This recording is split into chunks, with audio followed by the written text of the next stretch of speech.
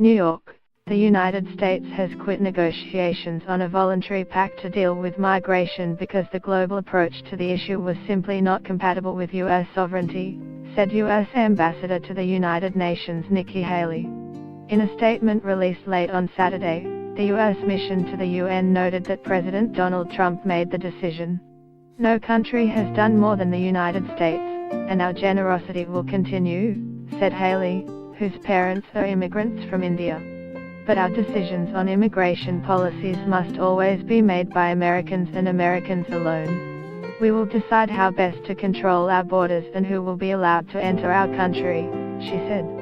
Trump campaigned last year on a promise to deport large numbers of immigrants and build a wall on the U.S. border with Mexico to help tackle illegal immigration and crime in the United States. Since he took office in January, he has also moved to ban U.S. entry by people from select Muslim countries. With a record 21.3 million refugees globally, the 193-member UN General Assembly adopted a political declaration in September last year in which they also agreed to spend 2 years negotiating the Pact on Safe, Orderly and Regular Migration. Former U.S. President Barack Obama's administration backed the resolution, known as the New York Declaration, which also asked UN High Commissioner for Refugees Saad Ra'ad al-Hussein to propose a global compact on refugees for adoption in 2018. Get the latest news and updates emailed straight to your inbox. By submitting your email, you are agreeing to Fairfax Media's terms and conditions and privacy policy. The global approach in the New York Declaration is simply not compatible with U.S. sovereignty, Haley said. UN Secretary-General Antonio Guterres regretted the U.S. decision, his spokesman said on Sunday, but expressed hope the United States might re-engage in the talks.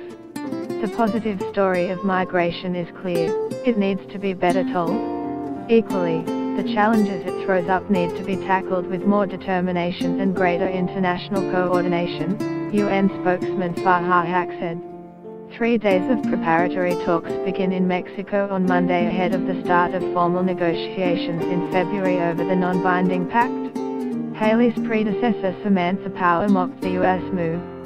"How to further insult your Mexican neighbor, turn your back on humanity's most desperate, and make America irrelevant on a hugely destabilizing global crisis in one easy step," she posted on Twitter.